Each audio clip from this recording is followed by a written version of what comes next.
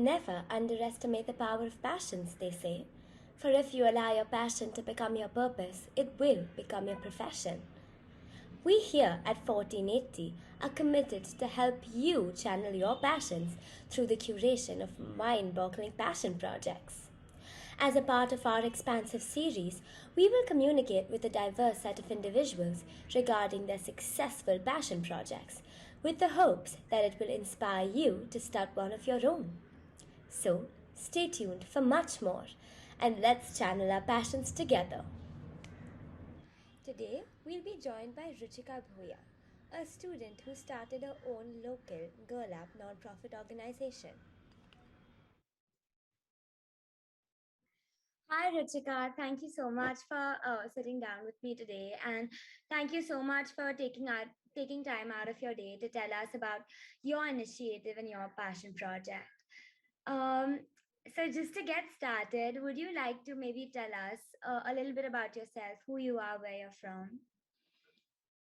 Yeah, for sure. And thank you so much, Dia, for having me here today. It's truly an honor. So, to the viewers who are watching, hi everyone. My name is Ruchika Bhuyan. I am currently an 11th grade student from Dhirubhai Ambani International School, Mumbai. And like, I honestly think tell me about yourself is like the most difficult question to answer because we're still in the process of like finding ourselves out. But in brief, how I perceive myself like is I find my identity in writing, in dancing, in reading, and in advocacy and activism. And that's shortly all about myself. Thank you so much, Ruchika. But no, yeah, I completely agree. I think we're also navigating. But thank you so much for telling us who you identify with right now. So now, Ruchika, diving straight right in. My next question is I just want to know a little bit about, your passion for female empowerment, for helping girls out around the world, especially in our country, and how you used your passion to start this amazing project. Yeah, for sure. So basically, I feel like every girl, especially in India, has faced several instances of casual sexism or misogyny at home. Where if like girls have siblings, especially brothers, you'll know how you have a much stricter curfew than your brother, or like rules are in general much stricter for you. And every other day on the news, there is a case of trigger warning, rape or assault or whatnot happening in the country. And even if so many regulations and so many schemes are being implemented by the government, we don't really see any change happening. And like personally, I would feel scared every day to go out, or I would have to dress more modestly in fear that, oh, someone would stare at me in the road. And like just all of these things, reading the news, reading the statistics of the kind of experiences and the kind of abuses that women have to go through, it just really just built in me a lot of passion, yes, but also just this feeling of wanting to bring change. And I always kept questioning why the things are the way that they are. Like, I just would do a lot of research in general about women empowerment, and my medium of like bringing out and channeling out my feelings on this topic of equality was through poetry and writing. And like like there's so many news coming all around the world, like even after so many years of changes, so-called changes being implemented, we still have like 25% of girls in India, they drop out of school due to lack of access to menstrual products, and that's because of the taboo attached to menstruation. Then we have women and girls comprising more than 50% of any refugee in Africa, and so many things happening around the world. And especially when you're a part of a community like that, a marginalized community, facing so much of suffering for so many years, it just like sparked this passion in me that maybe I can do something about it. I was all this time channeling out my emotions on this topic and my experiences with sexism through just my own writing. But then I did some research work on like what exists for women, what organizations exist for feminism and for women empowerment. And I came across many, and then I came across Girl Up International. And so basically, Girl Up International is a United Nations based organization, nonprofit organization, and it is like just like we have UNESCO and we have WHO from United Nations, Girl Up is like one such organization under the UN, and it has its slogan, "When girls rise, we all rise," which basically is a worldwide organization for women empowerment and equity, equality. And the basic thing and the best thing about Girl Up is that anyone, like anywhere in the world, if you have a passion, you can just start your own Girl Up club. There are sort of like technical proceedings to go through, but you can start your own high school based or college based Girl Up organization slash club. And thank God I came across that. I was actually just doing research and it was like 2 o'clock in the morning and I see this website. And that's how I found out about Girl Up. No, thank you so much, Ruchika. That's wonderful. Also because I kind of understand, how helpless, like I guess people feel we feel really helpless. And I think the problem is that a lot of us identify the issue and identify the crisis, but I don't think a lot of us actually take action to make that change. And it's so wonderful that you chose your passion project to be something that actually brings about change, not only in yourself, but in the people around you. So yeah, and I think that's wonderful. And also to like the rest of our like viewers out there, it's amazing to know that there's an international organization like Girl Up that allows you to start your own branch and make it your own and kind of like give it your own twist, like Ruchika has like a Ruchika's twist. So I think it's just wonderful that there are organizations out there that are actually encouraging action. So, one of my next questions, Ruchika, is now on the more technical side after you've told us about your passion and your project. And now, my question is, how did you actually start this project? If you could give details and kind of tell, if there's somebody out there who wants to start a activism based project like you have, um, after getting the idea, what are the different steps you took to promote your organization to actually take action? And yeah. Yeah, I completely agree. And I think that's a really good question because, in theory, it sounds really good, right? To start your own organization, to follow your passion, and like to have just a pinch of faith and take the leap. And in theory, that's extremely motivating. But when you have to pragmatically implement it, a lot of technical things come into playing. So, the interesting thing about our edition was Girl Up Our Story. So, my friend Ria, so she and I together started it, and it happened through a WhatsApp conversation, and it was like so coincidental. She just texts me one day that, "Oh, have you heard of Girl Up?" And just the night before was when I actually surfed it on the web, so it was extremely coincidental. And that's how we just decided that, okay, so we both have a passion for art. She's really good at like sketching and painting, and I'm good at writing. And we knew how art can be used as a medium to advocate for change and to voice out your opinions. When you don't have enough ears to like to listen to you, you can just use your art to speak for yourself. And that's how we decided to start it. But then there were a lot of technical processes and a lot of research that had to go into it, and it took us around 1.5 months to actually start it after our WhatsApp conversation. So firstly, for Girl Up specifically, there's a Girl Up website. So if you just write girl space up on Google, you'll get the first link will be the United Nations organization. And there, like all the procedures are written. You have to register there, and you have to, name your club, the founder's name, and a lot of like details like email, phone number. A lot of things have to be filled up, your ethnicity, where are you from, etc., etc.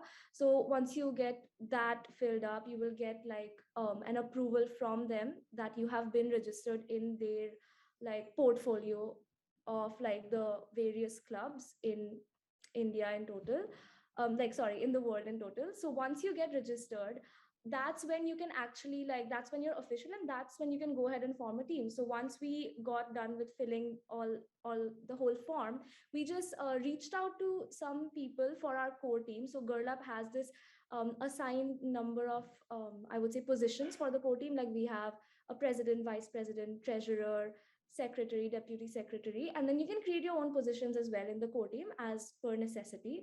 So we had to like go through a whole process of deciding who would be the best for this project, because again, going through a hiring process was not feasible for us at the moment, considering the pandemic was going on. Like we started in August 2020, so the pandemic was going on and we had to do everything virtually. So we just from our own connections and our own friends, we just knew people who are really good at leadership, youth leadership, and who are passionate about this. And we just spoke to them. And like it was very difficult to like really decide who would like form the dream team, the core team. Oh. So after several conversations with our seniors, some of our seniors and some of our classmates who we know personally and who we know that would are passionate about this, we formed our team. And it was also difficult to convince them, because the main obstacle when you form such an organization is, first of all, will it work out? Like, because everyone is doing this nowadays, so will it work out? And secondly, how do you manage with your academics? Like, how much time do you have to commit? So it was very difficult to convince them, for sure. And after that, to promote, as you asked, Instagram, obviously digital marketing, social media marketing is the best tool, and just asking your friends to share, like, etc. But then at the same time, when like usually people, I think, sometimes get too lazy to do it. Like, they'll follow you, but they won't actively like follow your account. And it happens to a lot of people with the traffic of so many accounts being created. And that, yeah, right, and sometimes you just don't get the support you expect, and that can be demotivating in the beginning. But like, you may aim to have like 200 followers in a month or in a week, but you may not reach the goal, and that's completely okay. You just need to know that the people who actually love you, and like, they will support you, they will be there for you. And you just have to give it some time, and it will reach places which you didn't even expect it would in the beginning. So I would just say, again, you need to have faith, and you have to let the process take its own form. Thank you so much, Ruchika. Actually, I think that you gave a lot of valuable information. So I guess like some important points that I picked up from our conversation is, how you had like a friend to kind of guide you and support you. And another thing is, yeah, like not hiring, but kind of looking towards other people for support. Obviously, you can't be running a whole organization by yourself. So yeah, I think those are fabulous pointers for anyone out there who also wants to start an organization.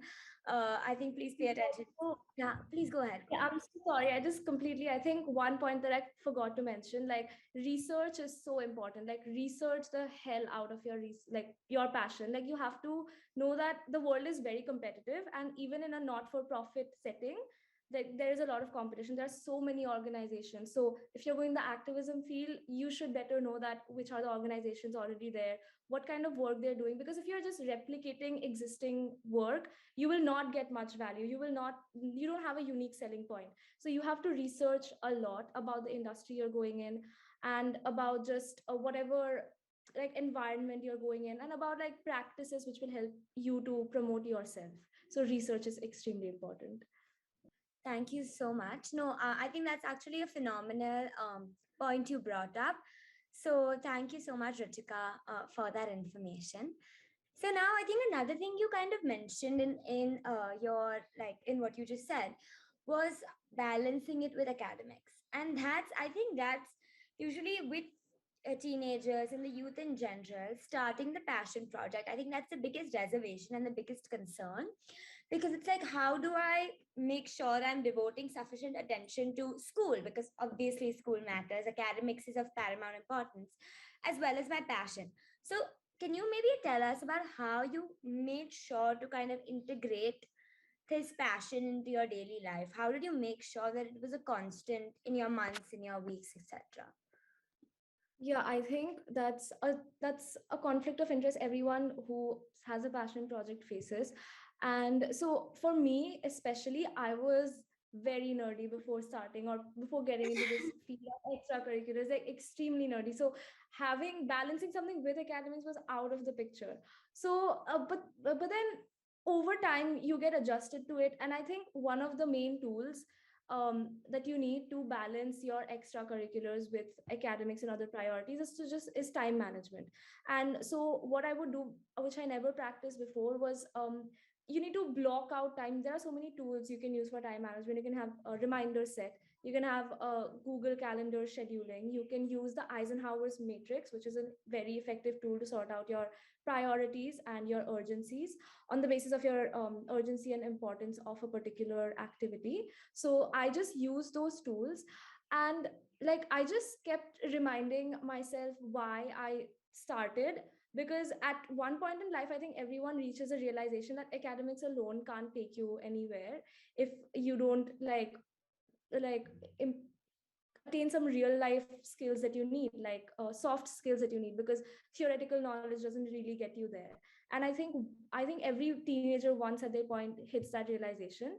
And it's not like academics is not at all important, but sometimes other things are important as well. So if you set your priorities straight, everything just works out.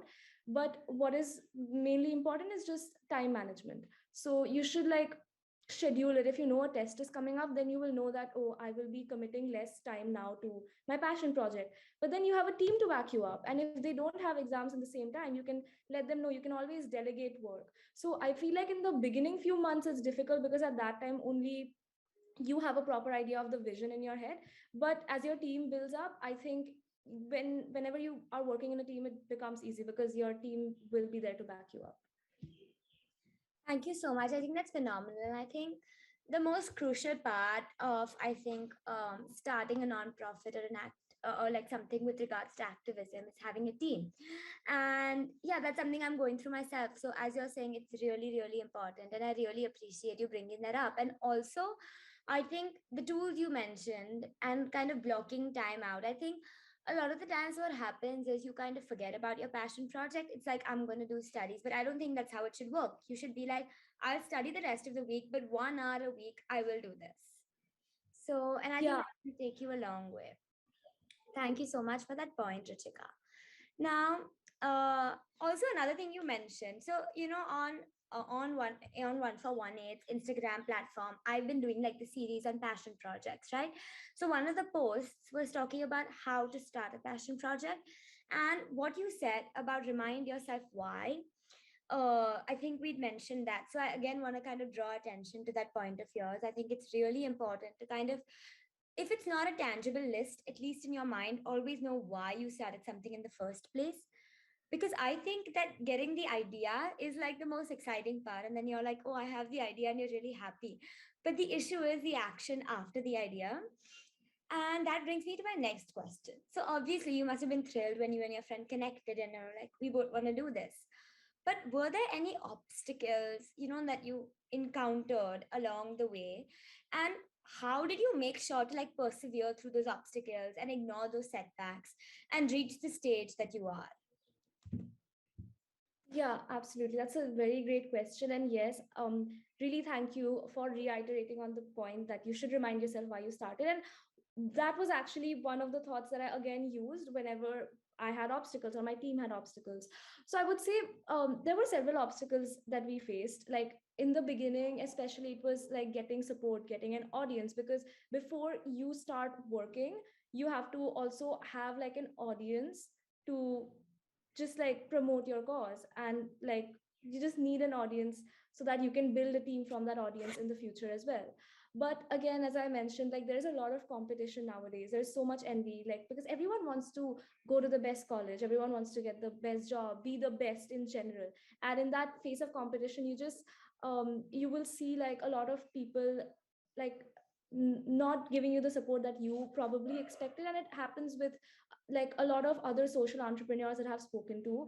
And especially I spoke to this one social entrepreneur whose words really resonated with me. She said that as you like keep on getting more and more success, or as you follow more and more of your passion, the people who are your real supporters will stick with you, but the sycophants will just um, sort of ooze out of your life. And I think the main factor is like not to get demotivated by not reaching your expectations. Because like you have to remember, you started this project with your individuality, and as long as you have faith in yourself, you can get through all the obstacles. So it's about having a very strong mindset and mentality. Like if your mental power and your resilience is in the right place, you can get through those kind of obstacles of like not meeting your own expectations. Other than that, I feel like for teenagers and for like these teen based organizations, adolescent organizations, a big problem is a clash of opinions. Because I feel like when you grow up and become like adults, then you're just more mature in having arguments. But when you're like younger, then you can have a lot of immature arguments. And especially like I told you that for Ria and I, it was like we were trying to use art for advocacy. And when it comes to the field of creativity, there can be a lot of like conflict of interest, right?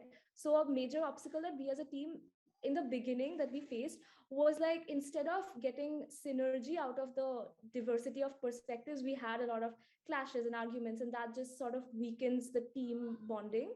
But then over time, I think we ourselves, remain true to the value of Girl Up Our Story, which was women empowerment and advocacy. And over time, we got to understand each other's way of working, because that's very important when you are in a any corporate setting, profit or not for profit. So once you like learn to respect each other as team members and respect every opinion on the table, I think those clashes can be avoided in the future.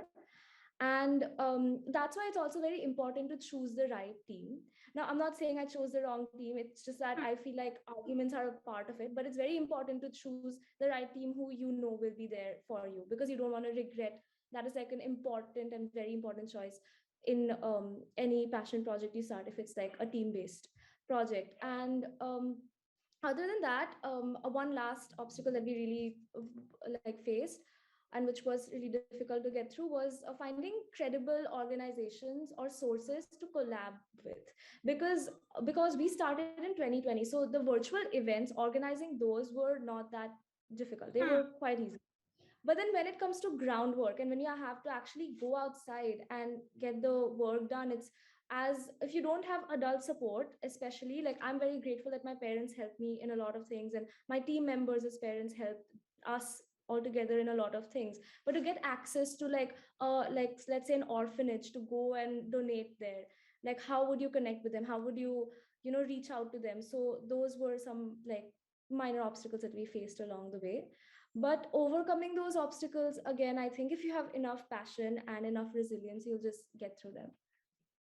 Thank you so much, Rachika. Especially, I really enjoyed what you kind of said. I mean, I know it's a sad reality, but what you said about people supporting. So I think, unfortunately, even people you feel sometimes like, someone you'd expect to support you through like a project, as you said, because of jealousy, envy, competition, they're not actually giving you the support that you want. But I think the biggest thing is to not get kind of disheartened and like upset by that, because I completely see what you mean. Like, even something as simple as following your account on Instagram, people won't do that because, I mean, they want themselves to do better. And it's the sad reality, but I guess it's what it is. And I think you said something wonderful in the middle. It's that you have to have faith in yourself, and like you have to kind of power through it. And I think it's so important, because I know a lot of the times when I've tried to do things and people have kind of been like unsupportive of it, it can be really disheartening. Like, it can kind of be like, what, I thought you were like friends, like, why aren't you supporting me? But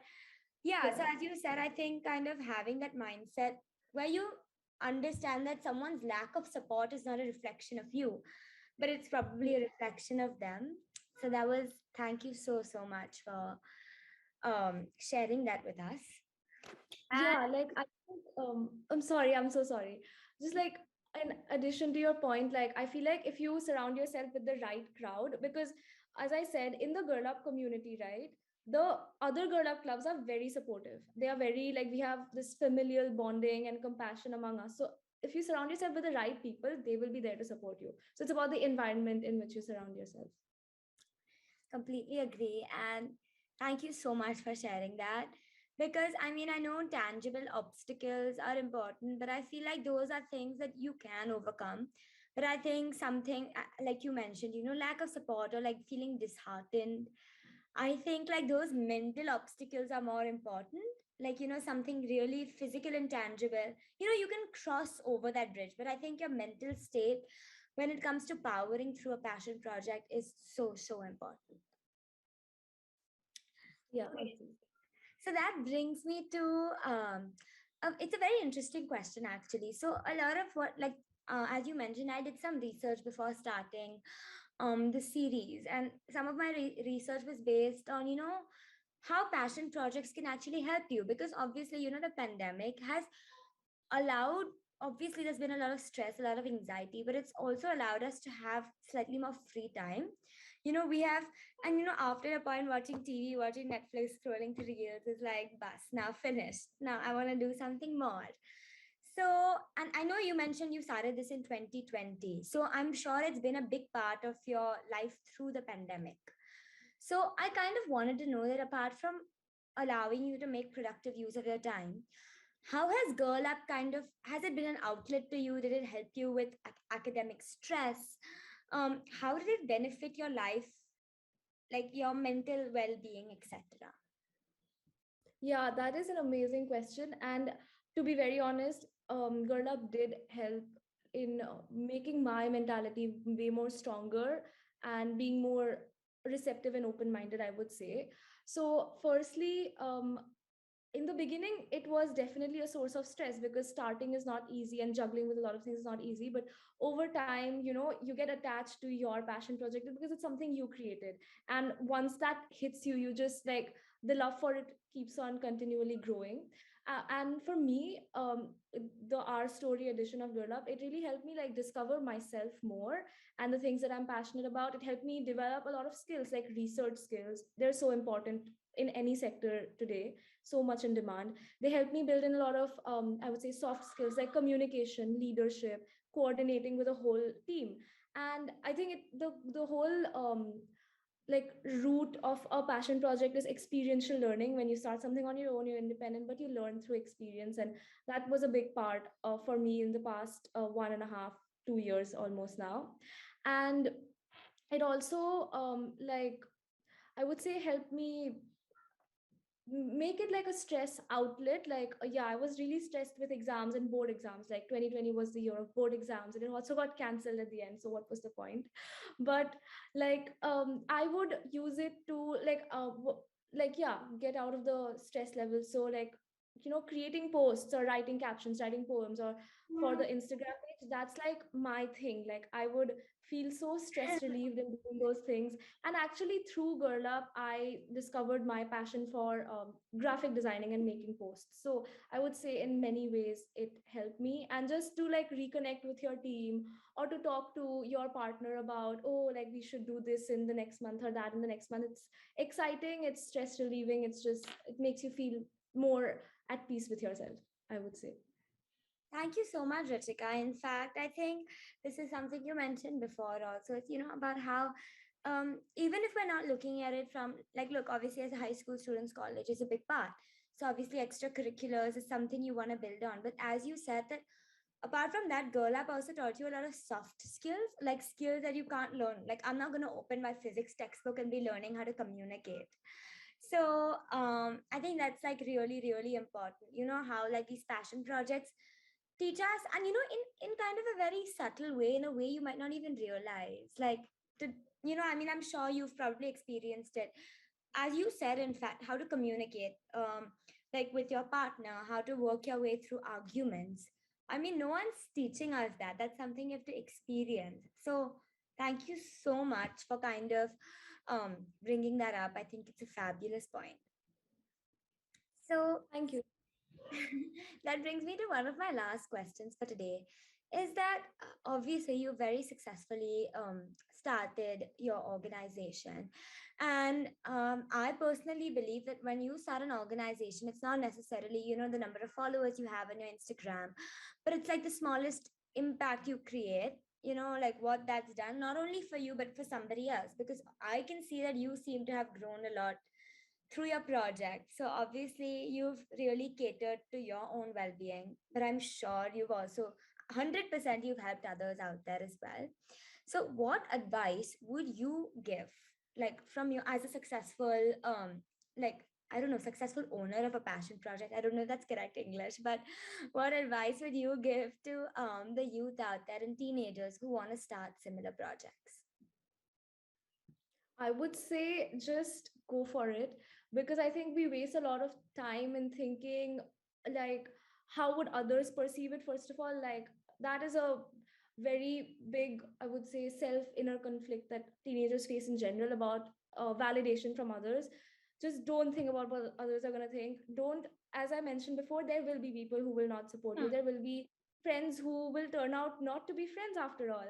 And that, okay, so if you're scared of those things, then you will never be able to realize your passion. So I think you should just go for it, and just don't listen to what others say. Don't listen to the discouraging things that others say.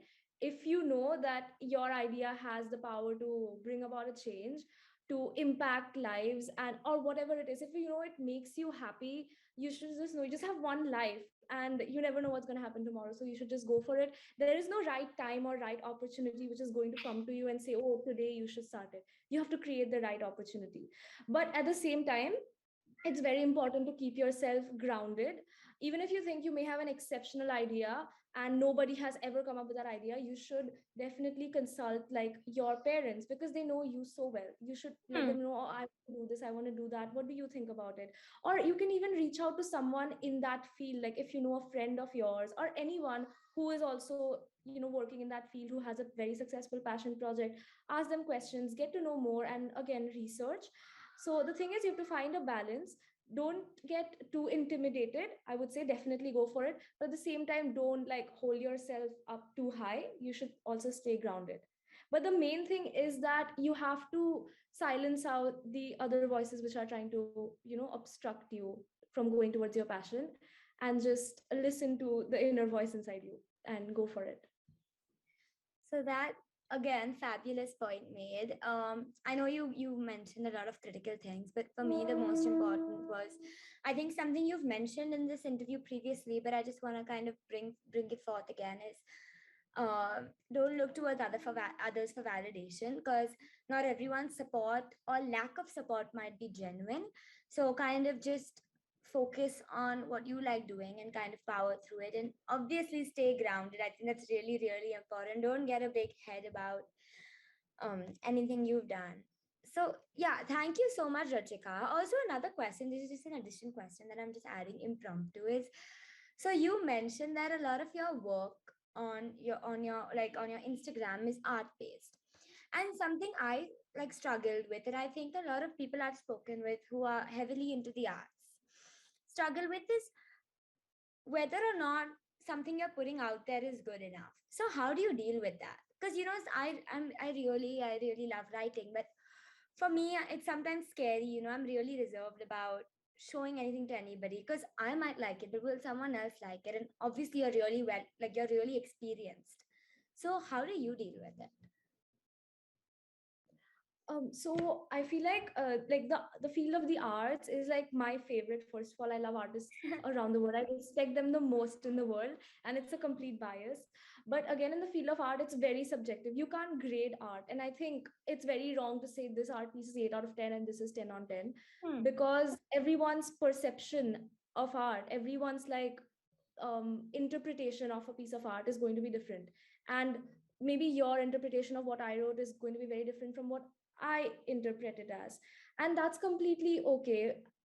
But when it comes to actually putting it out there, like I might write something and I'll be like, oh, this is fabulous, this is like so good, Shakespeare level. Let me just post it. But then again, there's so many things come in. Like I have faced, like struggled with this a lot, thinking about, constantly thinking about what are others going to think. Are they going to like laugh at this, or are they just going to think that, oh, she's doing too much, like a lot of people think it's being extra or something. So yeah, like so many insecurities come into place, and I faced that a lot before, and I try to even sometimes cater my writing to a particular like group of people so that they would like it, even if that's like that doesn't, even if in the process of it it loses my originality. And then again, it's just again coming back to the same point, like you kind of end up losing yourself in the process of all of those insecurities, all of those fears. So the best thing to tell yourself is that like everyone is different, and you cannot really control anyone else's perception of your artwork. You cannot control how they think, how they will perceive it. But what you can control is how you put it out there, and I think again you should just go for it. If you like it and if you're passionate about it, you should go for it. But if you want like critical feedback from people, you should ask for that. So I have done that before. Like I have asked for a lot of critical feedback from people who are good at writing. For me personally, like my brother happens to be really good at writing, I asked him. I ask other like mentors who have been there for me, or teachers. I think they are professionals in that field, so their opinion is whose opinion should matter the most. Once you have their sort of not approval, but once they give you like a critical feedback on what they think about your artwork and whether it is speaking something to them, I think you're good to go. Don't think about like what other people are going to think. Thank you so much. I think that was again a really, really important question and a really, really important answer, because I think it's something people struggle with kind of everywhere. Finding that balance between being yourself, but also like not seeking approval, but like, from inside, you really want people to like it. You obviously Yeah. don't want to be the only person in the world being like, wow, I'm like so great. So yeah, but I kind of agree. I feel like it's so subjective art. I feel like if it, I don't know, but listen, I might be wrong, but I feel like if your art does something for you, I feel that translates in your work and people automatically kind of resonate with it. I think if it's like Yeah. authentic and if it's like something you're feeling, if it's actually who you are, then I think it's good in my opinion. Yeah, I completely agree. So thank you so much, Ruchika. I think thank you for taking time out of your day to be here with us today. And I'm sure you kind of helped everyone out there by giving a lot of tips.